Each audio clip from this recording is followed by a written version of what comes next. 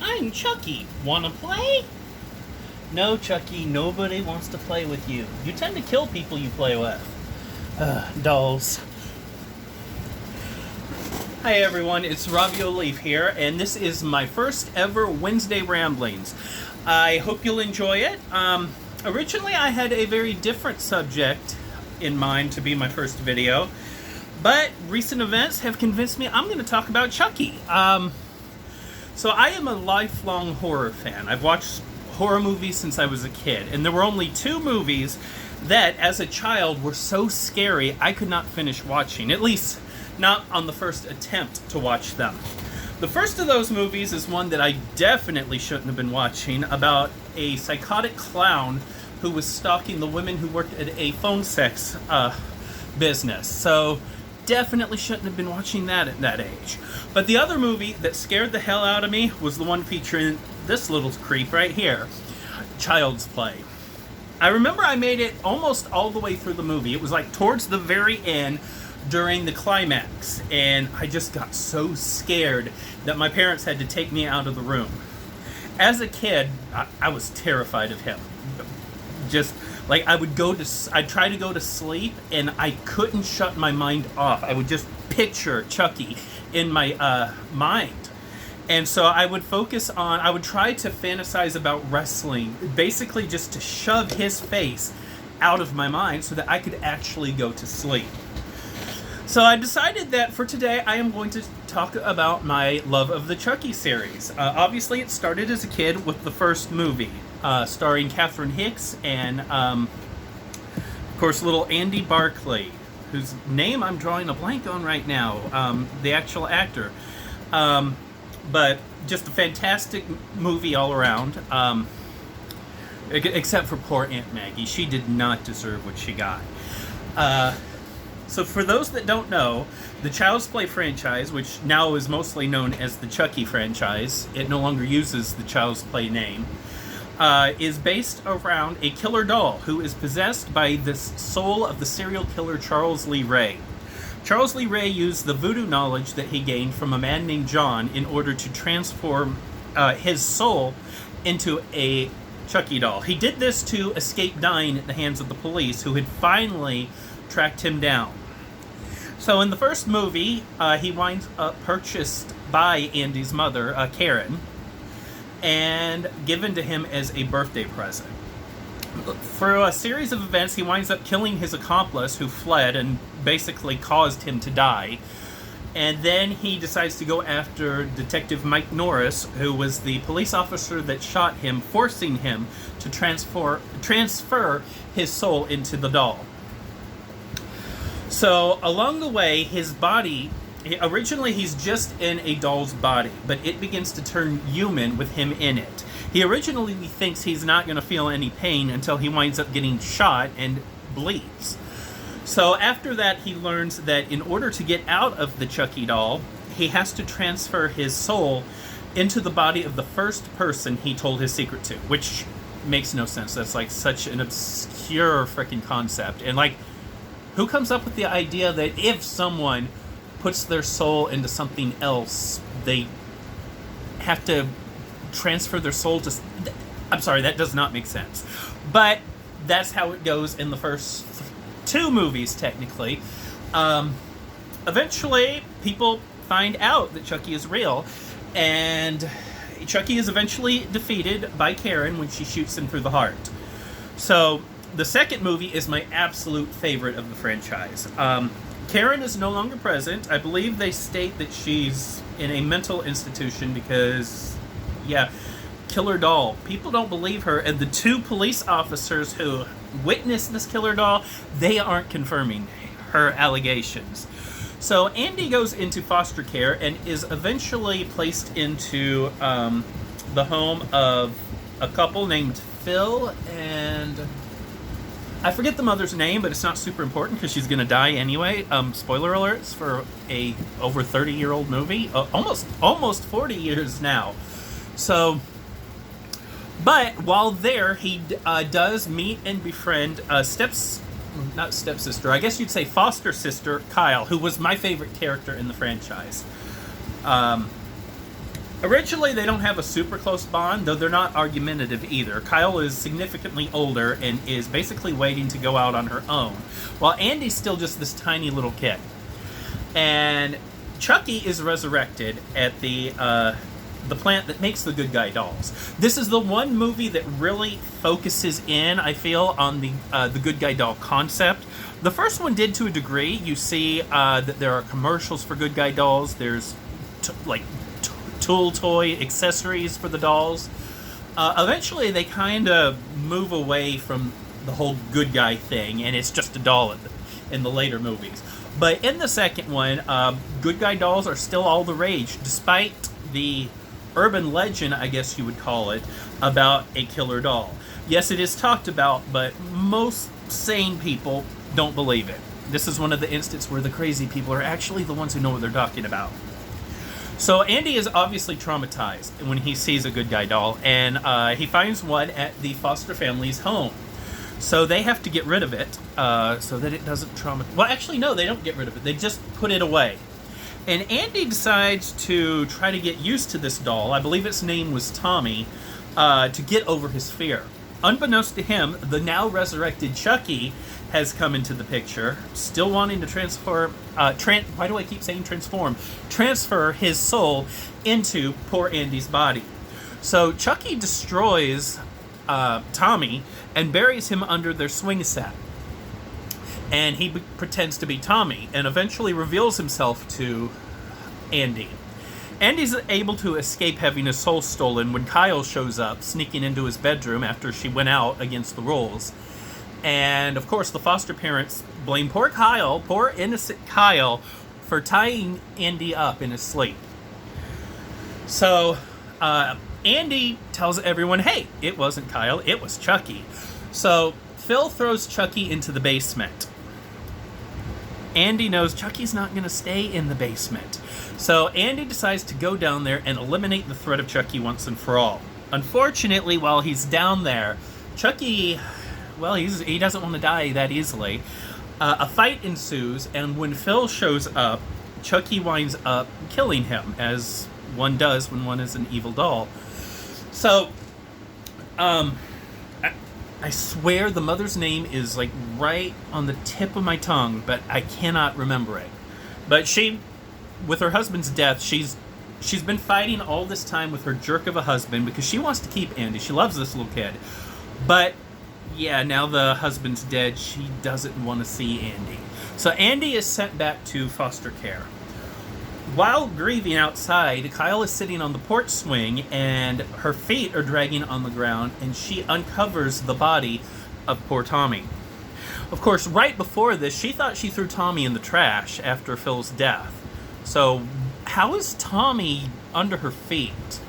She goes to look in the trash can, and sure enough, the can that she placed Chucky in is now empty.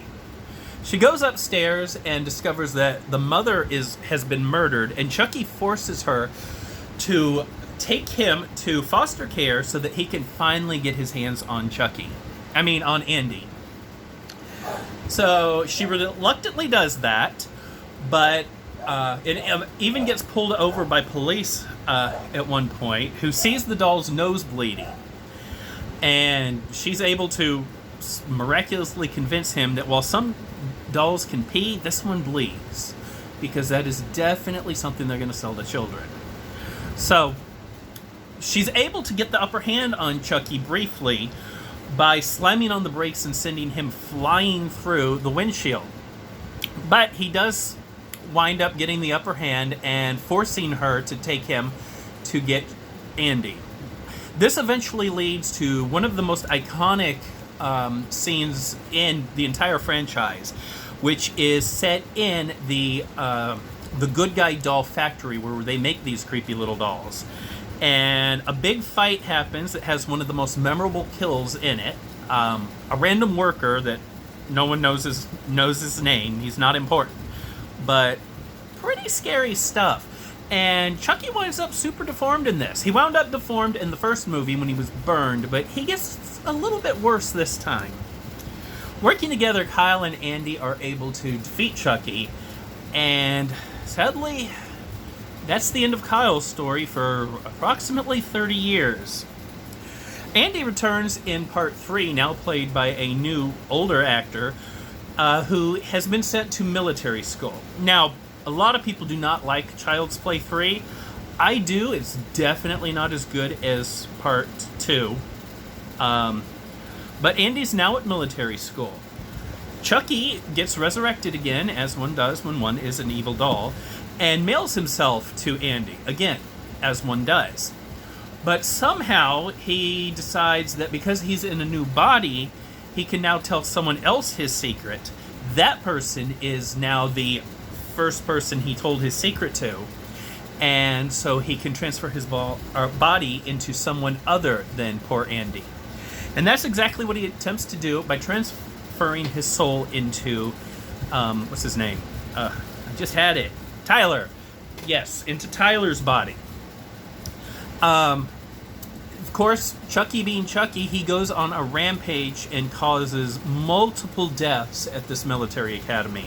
There are a few witnesses to him actually being alive, though I think many people, I guess, technically blacked it out in the chaos of everything going on.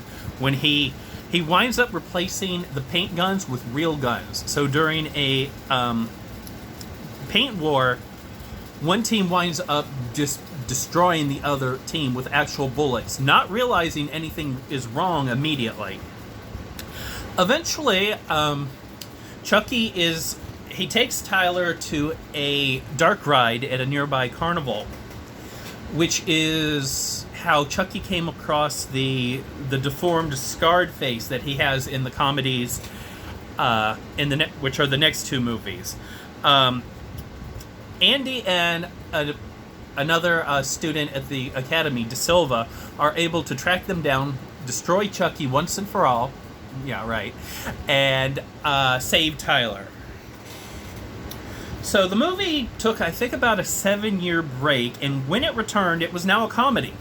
There had been some comedy in, especially parts 2 and 3. Chucky started making quips more often. But basically, it went from a slasher series with the Child's Play movies to a comedy with horror elements in the Of Chucky series. So, Bride of Chucky, he somehow no longer needs Tyler or Andy to transfer his soul into. Now he can just use a medallion that he was buried with to transfer his soul into a body. It didn't make a lot of sense to me because he didn't need this necklace in the previous movies. But now, after being resurrected thanks to his girlfriend Tiffany, he is looking to do just that. Unfortunately, Tiffany is pretty much as crazy as Chucky, and so it's kind of hard to work on a relationship when one person is a murderous psychopath, much less when both people involved are just batshit crazy. So Chucky winds up killing Tiffany, and in a cruel twist, transfers her soul into a doll. So the two decide they are now going to transfer their souls into hot couple Jesse and Jade, who have a kind of Romeo-Juliet thing going.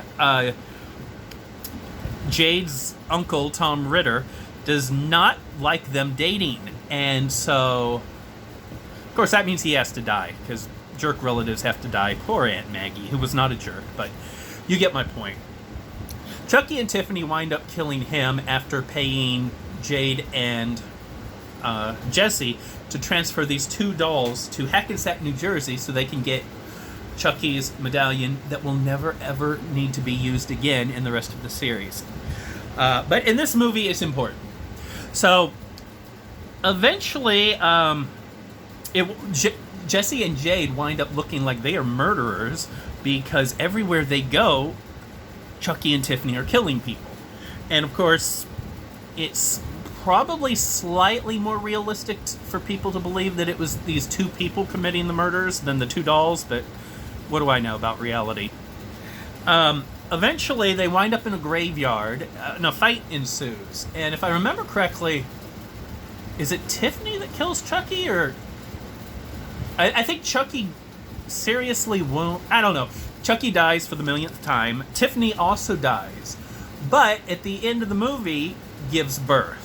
And that leads us into my least favorite movie, Seed of Chucky, which is about all I'm going to talk about that piece of shit. All right, we skip ahead now to the much better, though not as anywhere near as good as the original movies, but now we are at The Curse of Chucky, introducing Nika Pierce, played by the real-life daughter of Chucky's voice actor, Brad Dourif. Fiona Dourif plays Nika Pierce, a woman who is confined to a wheelchair and lives in this dreary place with her mother. Chucky gets mailed to her, and throughout the course of the movie you find out why. That Chucky actually knew the family way back when. He is the reason Nika is handicapped, because he stabbed her mother in the gut while she was pregnant with Nika.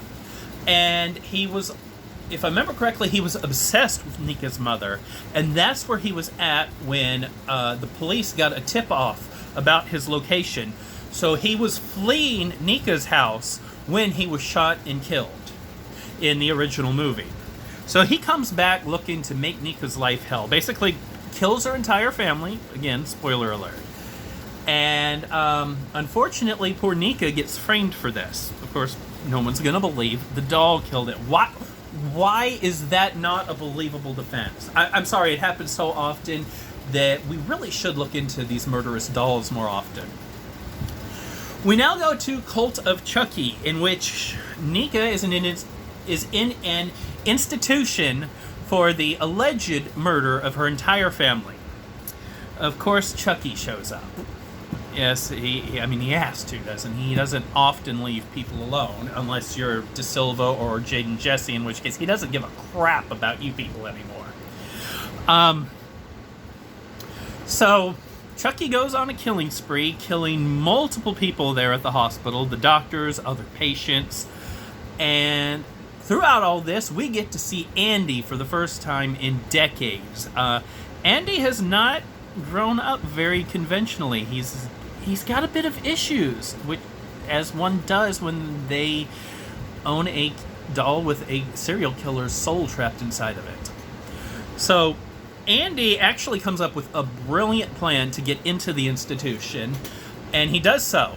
And while inside, a doll that mysteriously arrived. At this point, there's multiple Chucky dolls, because Chucky has realized he has a much better chance of raining chaos on everyone, not if he transfers his soul into the body of someone else, but instead if he transfers his soul into multiple good guy dolls. He can walk around killing multiple people and no one's going to believe it's the dolls. So Chucky now has multiple versions of himself running around, and, which we learned earlier in the movie when Chucky was already at the asylum, and all of a sudden another doll arrives, and it's also Chucky. So a third doll arrives, and no one can explain where it came from, but also no one cares. Chucky just puts his soul into it, and boom, 3 Chuckies running around killing people. Andy gets into the asylum and is locked up because they think he's crazy, which logically he probably should be, but he's not. One of the dolls goes to kill him, and we learn Andy is the one who sent this doll to the asylum. Somehow Andy had learned that Chucky was... Oh, that's right, because he had the severed head of one of the Chucky dolls that was still very much alive from the previous movie in the end scene, the after credits moment or whatever. So he knows that there are now multiple Chuckies. And the reason he sent a doll there was with the intent of Chucky transferring his soul into this doll. So what does Andy do? He destroys the doll, and we learn that he put a gun inside the doll. So now he is in the asylum and armed. But unfortunately for him, during all of this, Chucky has transferred his soul into the body of Nika, who is not quadriplegic when Chucky's in possession.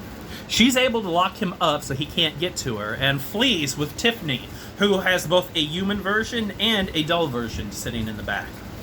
That leads us to the TV series Chucky, which debuted last year on both the USA Network and Sci-Fi simultaneously. And this was the first thing that I that really got me excited for Chucky in quite a while. I actually did like Bride of Chucky. I prefer the horror tone over the comedy, but Bride of Chucky works for me.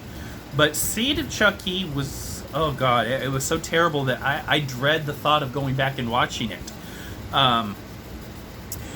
Curse and Cult, I like that they went back to the horror movies, but I wasn't a huge fan of those. I don't hate them, but I would definitely rank the first three before those three. Even though I do like the premise of Chucky now being pretty much undefeatable. I mean, how do you kill someone when you don't know how many versions of them there are out there?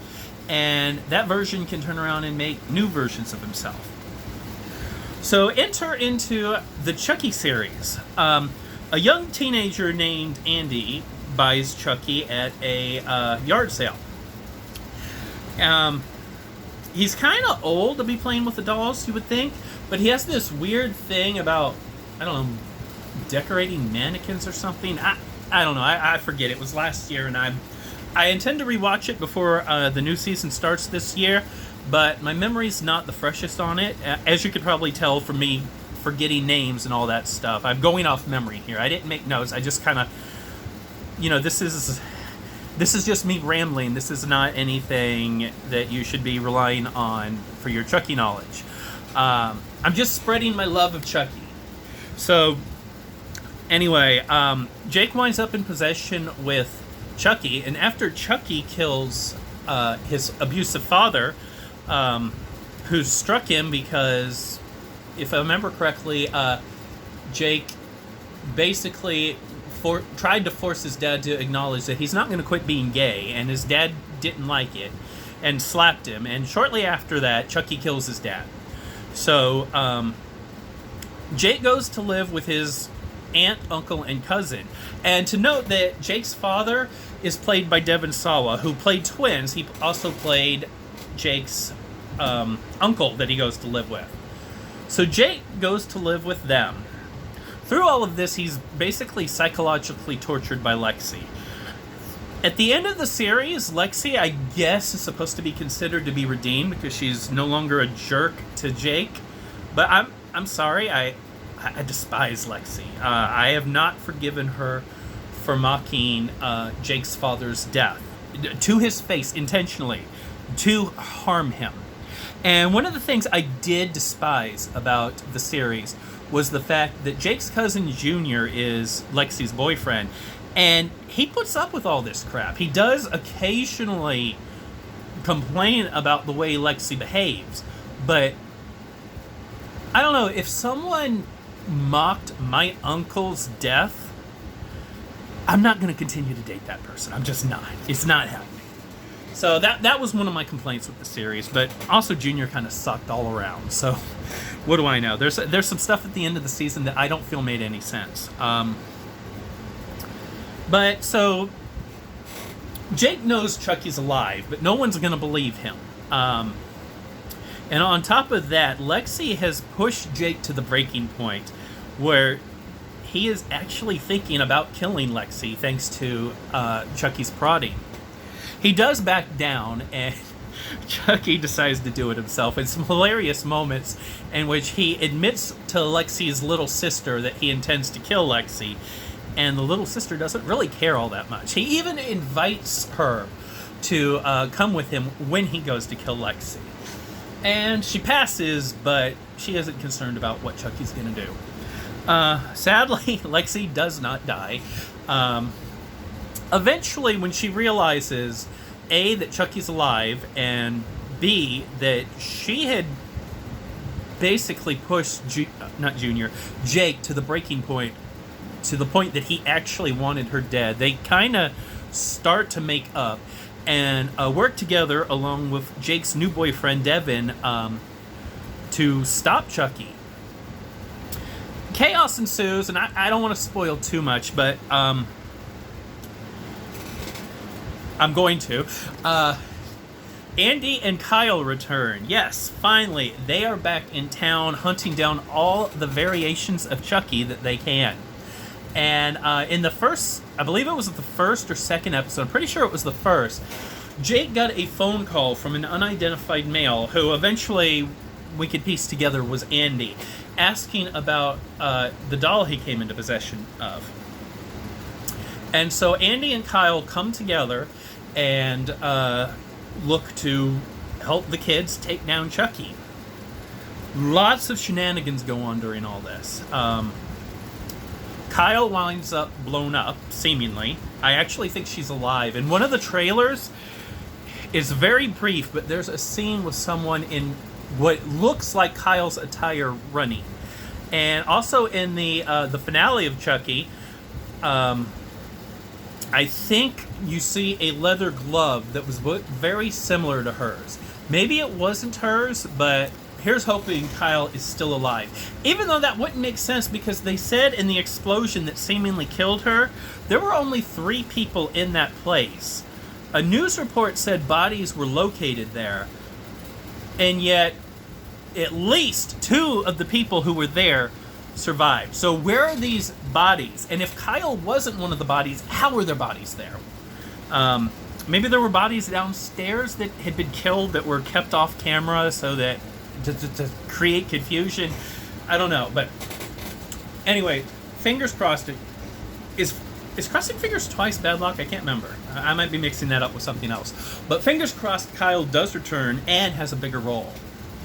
But we learned through all of this that Chucky's master goal the entire time was to get one of the innocent kids to kill someone, which is why he was pressuring Jake into killing Lexi, which is why he kind of wanted Lexi's sister to be more involved in Lexi's death. And eventually he's able to get Junior to kill his father, which is one of the problems I had with it. How this worked made no sense to me. Earlier in the season, we found out that Junior's mother, aka Jake's aunt, is dying. And she's been keeping this from the family before finally revealing it to them. I can't remember her name, unfortunately, but the actress is Lexa Doig, who I adore. She decides she's going to fight the cancer. She had been considering not going through the torture of chemo and radiation and all that. She decides for her family, she's going to fight. And that's when Chucky kills her. He knocks her from the high-rise window of her psychiatrist's office, and she lands on the car that Junior is sitting in waiting on his mom.